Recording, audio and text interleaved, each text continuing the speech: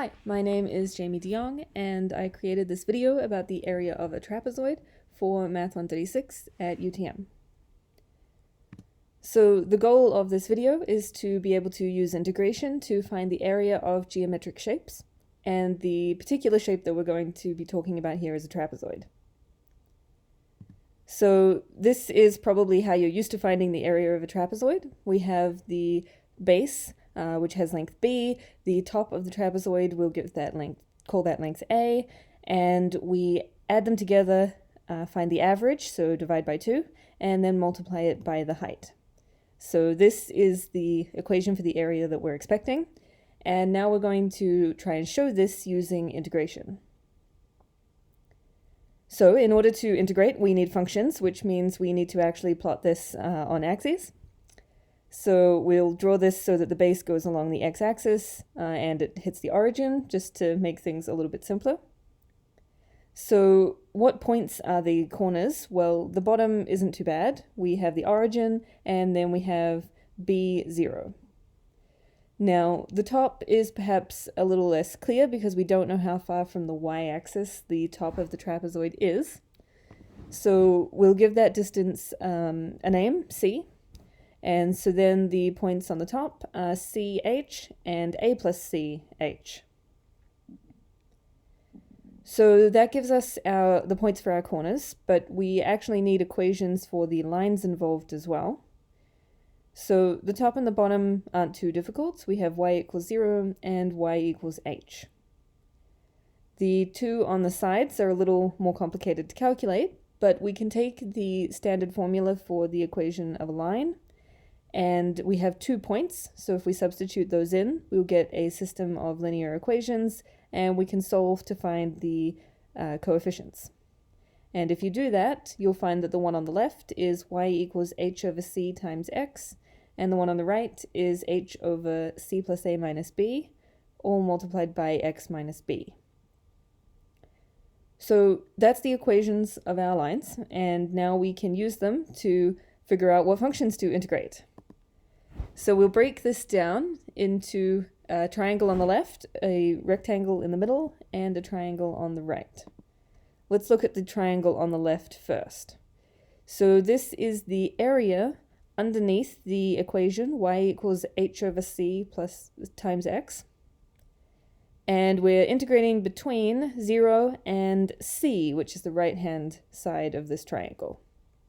So we'll get the integral between 0 and c of h over c times x with respect to x. And that will give us the area of that triangle. Now we'd like to add on the area of this rectangle in the middle. So we have the area under the line y equals h. So we'll integrate y equals h between c and a plus c with respect to x, once again. Now we'd like to add on the area of the triangle on the right. So we'll, again, find the area under that line. So we'll integrate that line. And this time it's between a plus c and b. So each of those integrals represents the area of the corresponding piece of the trapezoid. So if we add them together, we'll get the overall area. So now I'd like to actually calculate these. Now they are polynomials, so integrating isn't too difficult. X will give x squared over 2. The h will integrate to give h times x. And x minus b will integrate to give a half x minus b squared. And keeping the coefficients in there, we get this expression. So that gives us the antiderivatives of each term. Now we need to subtract the antiderivative at the 2 endpoints. So when you substitute 0 into this first one, you get 0. So the only term we need to worry about is when you substitute c in. In the middle, we get h times c plus a minus h times c. This is just h times a. And on the right, if you substitute b in, you get 0. So the only term we need to worry about is when you substitute c plus a in. Now, the left and right-hand terms here can be simplified a bit as they have common factors on the top and the bottom. And we'll write the middle term with a common denominator of 2, just so that we can combine them together more easily. You'll see now that they all have a factor of h over 2, so let's bring that out. And if we simplify what's left over, we find h over 2 times a plus b, which is, thankfully, exactly the area that we were expecting for the trapezoid. Now, we integrated with respect to x, because that's the way we drew the trapezoid. It's perhaps a slightly more natural way to draw a trapezoid.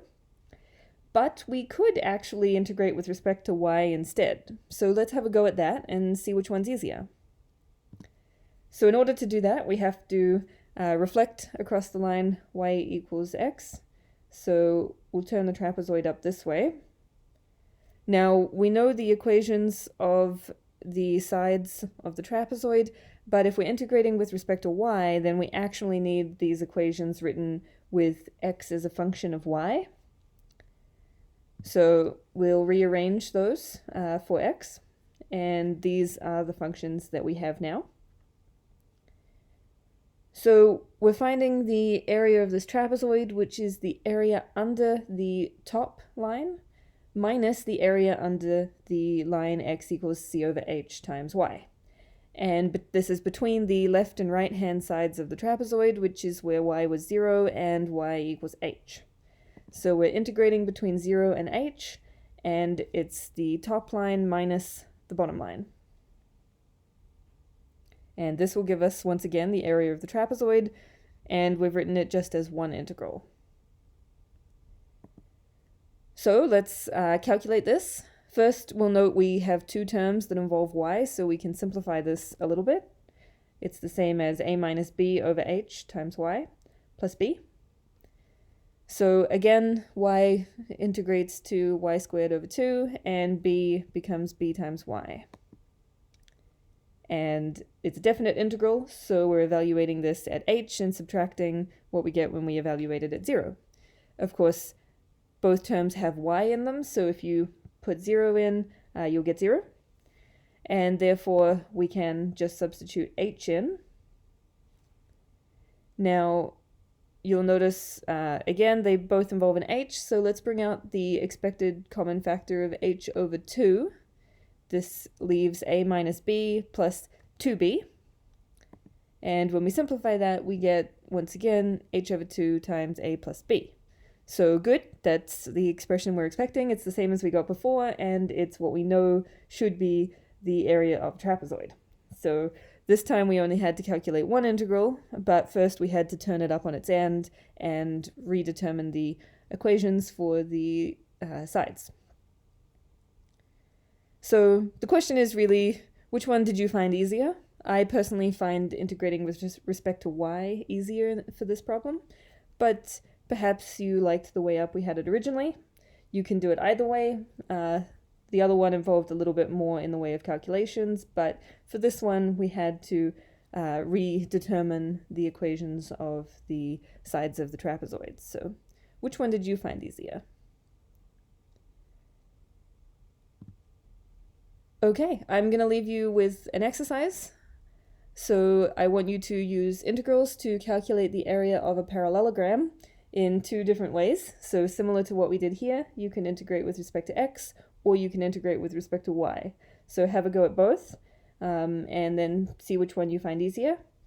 The expected answer is that the area is the base times the height. So that's what we know from previous uses of finding the area of a parallelogram, but you should be able to show this using integration.